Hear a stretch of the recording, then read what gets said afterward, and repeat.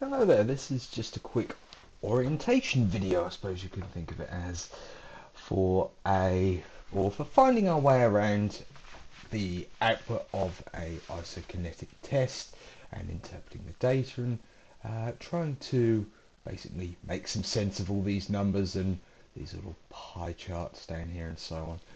So start at the top here. We have obviously your participant information, which you would have put in during the test. In this third or second column here, our involved limb. Remember, this refers to the limb or the side that has an issue. That could be anything. That's why we don't say the injured limb per se. We say the involved limb. You could think of it really as the limb of interest, I suppose. Or in this case is the right. It could be both, could be the left, could be neither. But the involved limb in this case was the right.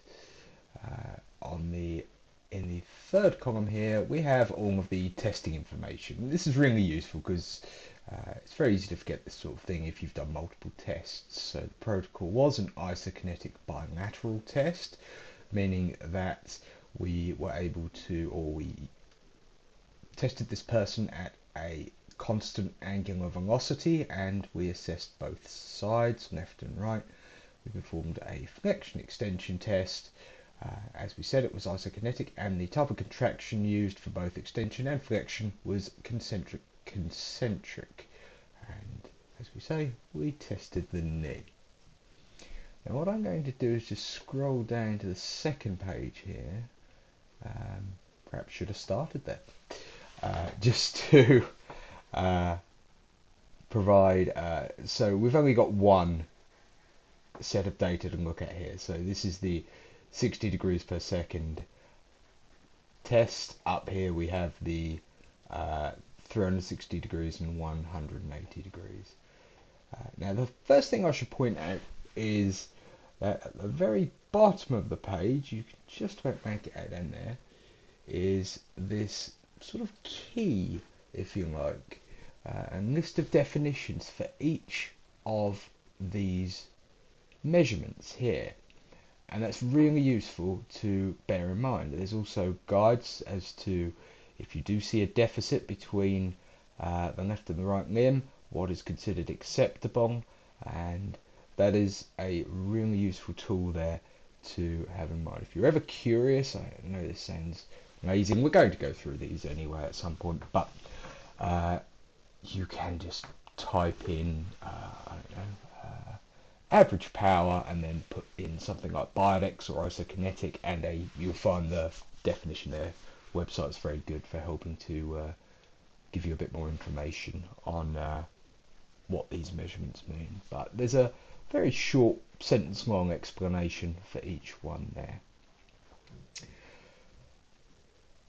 So perhaps the best way to think of this is to divide this table at this line here, because on the left we have extension, which in this case was produced by, all this data was produced by the knee extensors, and to the right we have flexion, so this would be the knee flexors, which is the hamstring muscle group and the gastrocnemius.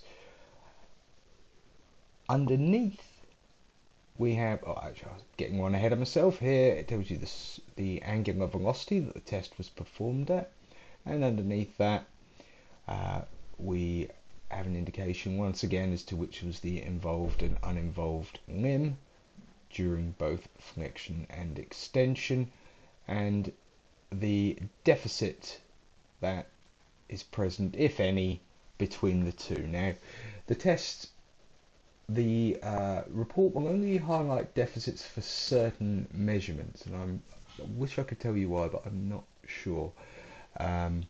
So acceleration, deceleration time, it won't give you a value, for example. But there we are. So working vertically now down the rows, down the columns I should say, we have all of our measurements here, which we'll talk throughout this section we have their unit of measure. Some of these measurements, by the way, will be more useful than others, I should point out. All the information, all the data for the uninvolved limb here, the left limb, for each of these measurements, then the right, and then the deficit here, and then the same again for the uninvolved and involved limb, the left and the right, and any potential deficit here. And then underneath on this particular graph, on this particular setting, we've chosen to have our data presented for peak torque, or the deficit for peak torque presented in a pie chart. And this is just something that you can do if you're handing your report to your participant, and you know, this table might be a bit much for them, and they can just look at a pie chart and think, okay, well, there's clearly an issue here, there's something I need to do. And it can just be a nice way of making it a bit more digestible. So there we go. Hopefully that's nice and straightforward. And what we will do now in the following content is to discuss some of the measurements which we've collected here.